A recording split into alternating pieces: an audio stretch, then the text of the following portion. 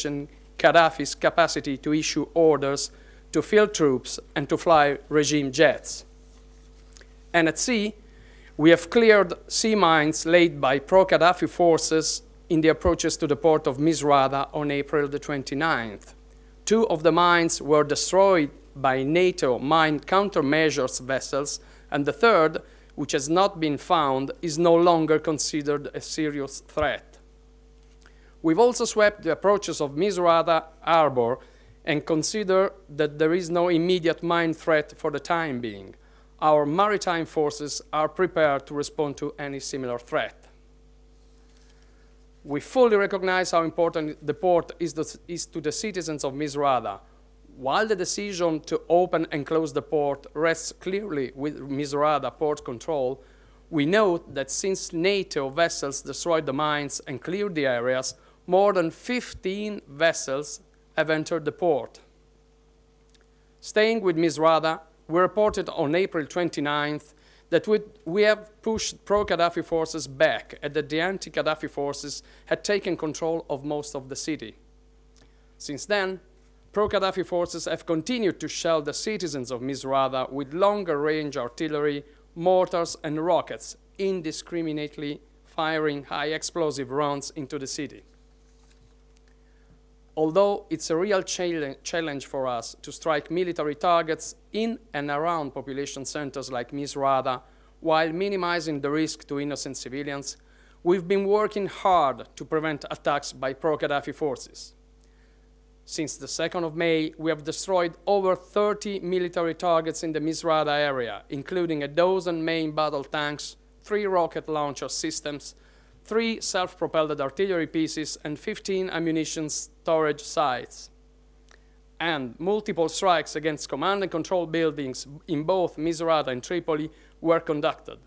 Last night, we engaged a command and control facility in downtown Tripoli. I would now like to show you an example of dynamic targeting. In this video, you will see an airstrike on a building that was identified as a location where pro-Gaddafi forces were shelling and engaging the civilian population from this building. The aircraft identified the target, and I would ask you to note the precision of the strike. Can you go with the video, please?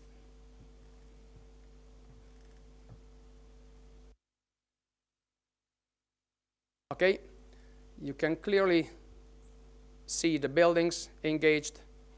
That's the blast, and you can see exactly that the aim point was exactly at the building where people were shooting at the civilians.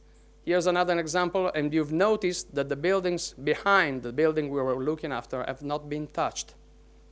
So this is a good example of the accuracy and the precision of the strike we carry on, protecting the civilians from being hurt by pro-Gaddafi regime forces. Again, you will see now the 2 buildings right in the middle of the screen. From those buildings, there were snipers fighting at people, and the buildings were empty.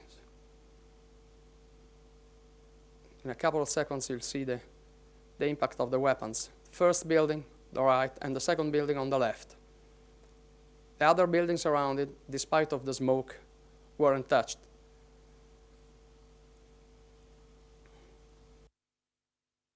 Yeah. Okay, thank you. And also, I can show you this afternoon some sophisticated photos taken from within the aircraft, and these photos are directly showing you which is the precision of the precision-guided munition. We're talking about smart bombs. I'll come to that later on. And could you please now show the pictures, please? No. Okay. Look at the building and look at the yellow circle in the right on the screen. It's written crater behind that. You can see 2 holes. This is exactly the part of the building we wanted to hit. So again, we're not talking about a building. We're talking about the part of the building which was of interest for the attack. So you can also see that there are no other damages to the building. Again, this is another building, and you can see the exact precision of the hole right in the middle of the roof of the building. And I'm talking, of course, about military targets. Next picture, please. Okay, I want to point out